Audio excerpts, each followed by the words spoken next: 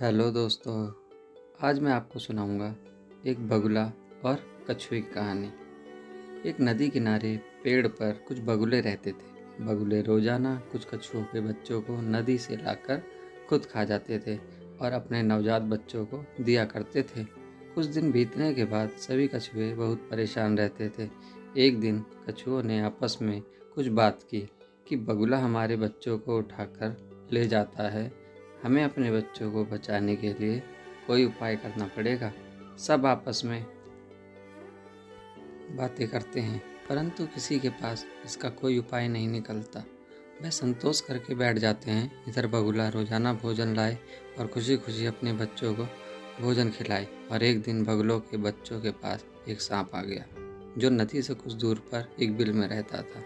जब उसने देखा कि बगुले के घर में कुछ अंडे हैं जो पूरी तरह फूटे नहीं हैं और कुछ बच्चे बाहर हैं, उसने दिमाग लगाया और जैसे ही बगुले अपने भोजन के लिए वहाँ से निकल जाते, वह सांप इस पेड़ पर चढ़ता है और उनको एक एक करके खा जाता और वापस अपने बिल में चला जाता है।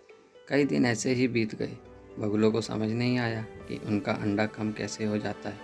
एक बार की बात है, उन्होंने तरकीब लगाई कि हम किसी दूसरे पेड़ पर अपने अंडों की रखवाली करेंगे और देखेंगे कि यहाँ पर कौन आता है। वह पड़ोस वाले पेड़ पर जा बैठे।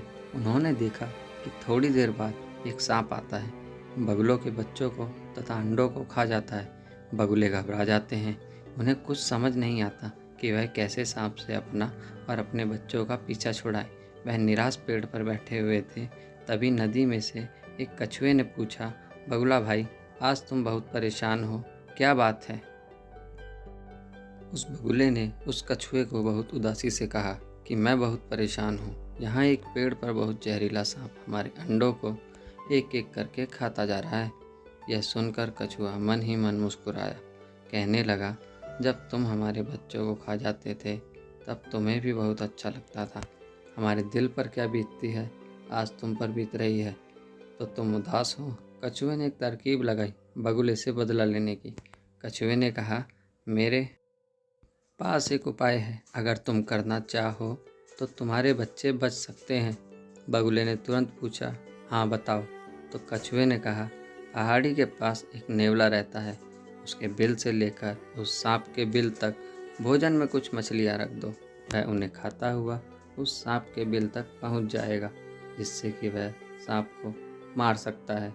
कुछ देर बाद जैसे ही नेवला अपने बिल से बाहर निकला, उसने देखा उसके सामने कुछ मछलियाँ पड़ी हुई थी।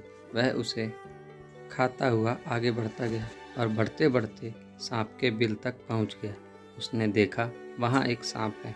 उसने तुरंत उस पर हमला बोला।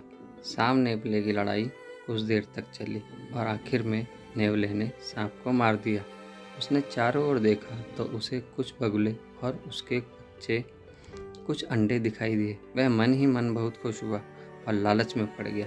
उसने सोचा, अगले कुछ महीनों के लिए भोजन का प्रबंध हो गया। यह सोचकर वह सांप के बिल में रहने लगा। यह देखकर वह बगुले घबरा गए। बगुलों ने कहा, अगर यह नेवला इस बिल में रुक गया तो यह हमारे लिए भी खतरा है। वह नेवला बगुलों के जाने के बाद उसके अंडों को खा जाया करता और देखते ही देखते उसने सभी अंडों को खा लिया। और एक दिन उन बगुलों के झुंड में से एक बगुले ने देखा कि उस बिल में रहने वाले नेवले ने उनके अंडे खाए हैं और देखते ही देखते उस नेवले ने सभी बगुलों को खा लिया। इधर कछुओं में खुशी की लहर दौड़ गई। सभी कछुए खुश हो गए क्योंकि उनकी समस्या का समाधान हो गया। छोटे बच्चों को आराम था क्योंकि वहाँ पर उन्हें खाने के लिए जो बगुला आता था वह सभी मर गए।